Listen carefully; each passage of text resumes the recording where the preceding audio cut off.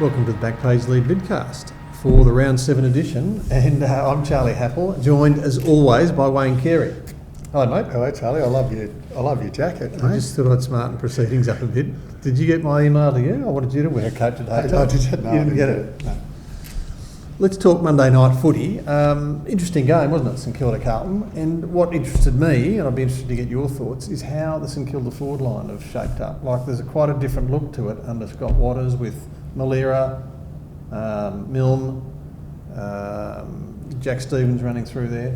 It's quite a bit potent, isn't it? I think it's just been the evolution of what they've had available to them, what Watters has had available to him, and big Cozzie's taking marks, it obviously makes things work a little bit differently. What I like about it is the fact that Nick Riewoldt hasn't had, didn't have a big game. Could have kicked a few goals, didn't kick very accurately, but their smaller blokes got the job done for them. So do you think it's a more potent looking forward line than under Ross Lyon, isn't it?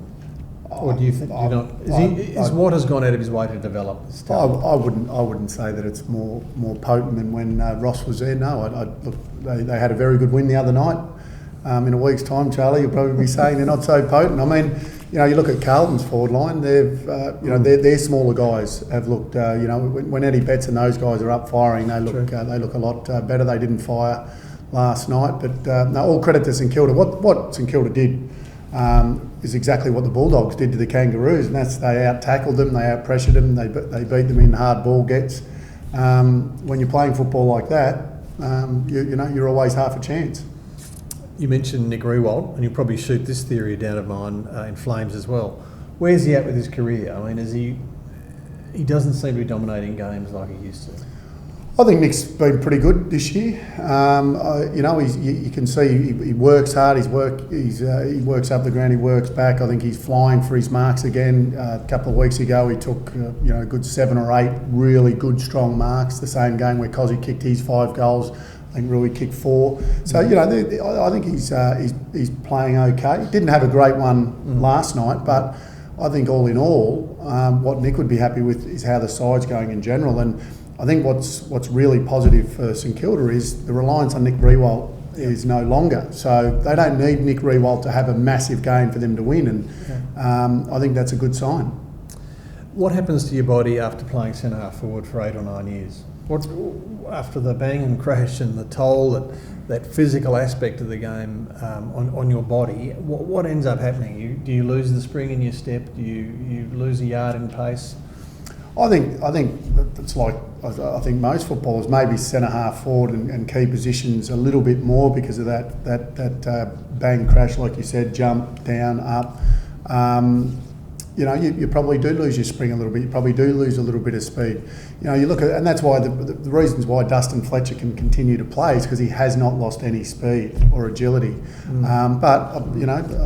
look at. I'm not so sure that's the case with Nick Riewoldt. I don't know whether he's any quicker. I don't know what his results are. He's a great athlete. Yeah. He doesn't seem to be labouring too much. Yeah. I think he's been okay, like I said. But certainly after a period of time playing centre half forward, it does catch up with you. Yeah.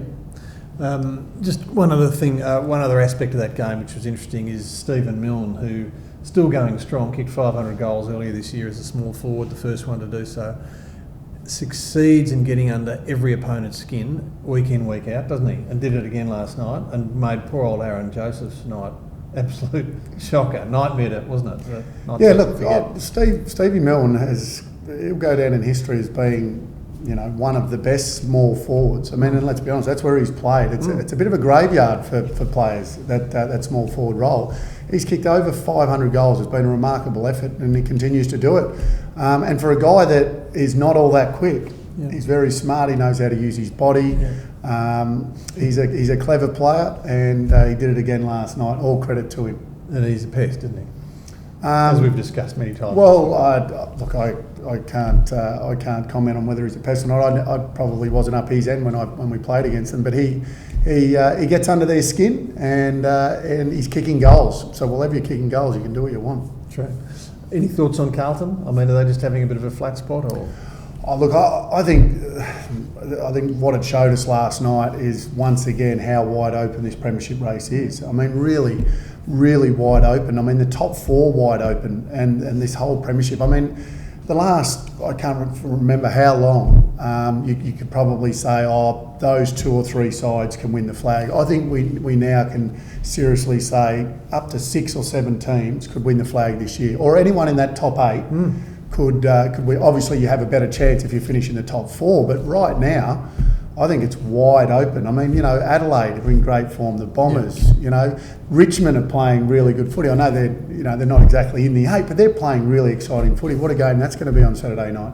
So it's a really exciting year, I think. 1993 all over again, which was a really open year. Well, the year the Bombers won back in the Baby Bombers won back in '93, and geez, the Baby Bombers are travelling all right now, and you just look right through. I mean, I don't think Geelong are done for yet. I think they'll get better.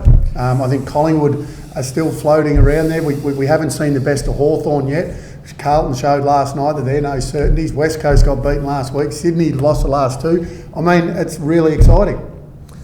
Let's talk about a really exciting thing as well, which you touched on. The Dreamtime game, which is on Saturday night at the MCG, Essendon and Richmond. A great innovation by the AFL, isn't it? And credit where credit's due. I mean, the Indigenous players have added so much to our game. Oh, they certainly have. They've made our game more exciting. They've made it faster. They've made it more spectacular. They are great athletes. They are great footballers.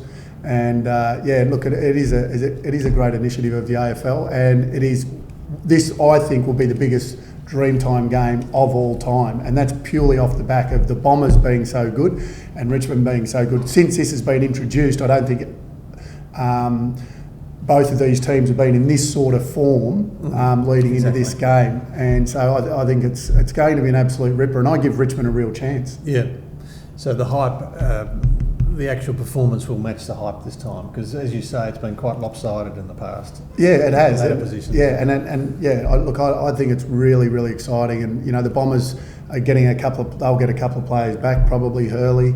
It's only early in the week, so we don't know. But Richmond playing some really good footy, and they have been now for a month.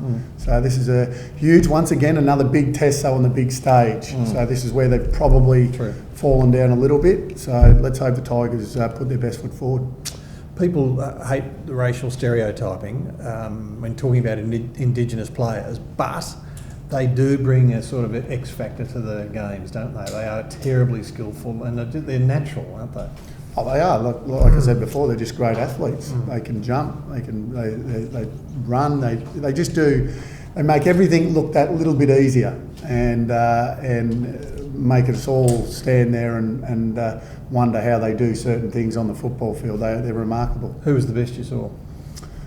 I think Andrew McLeod probably would be right up there. But there's been so many good players. I mean, Nicky Winmar was an unbelievable player. I mean, the list goes. Adam Goods right now, Rioli, Buddy Franklin right now. Yep. I mean, the list really goes on and on. Ronnie Burns was absolutely brilliant. Led Geelong's goal kicking for 5 years, I think it was. He gets forgotten.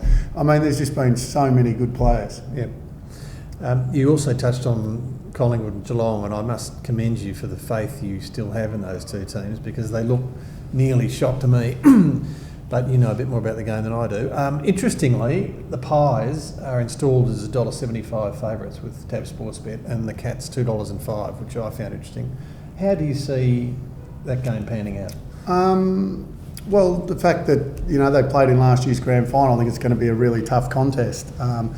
Whenever you come up against a side that beats you in a grand final, there's always that underlying motivation to get one back. As we know, it's well known now since Hawthorn beat Geelong. They haven't beaten them since. Collingwood will want to come out and they can't get that premiership back, but they certainly will want to prove a point that they're a very good side. It's a new year. They both need a win to stay in touch with that top 4. So I think this will be a great contest. Really looking forward to it. Brilliant. And which game are you seeing this weekend? Or games? What games? I'll probably see most of them, Charlie. I dare say. There's some good games this week, so I might get along to a couple live. You research for BackPageLead, is that? Yeah, exactly. All right, mate, and bring your sports code in next week, will you? Thanks very much for your. Not like that one, anyway. I'll see you next week. Thank you.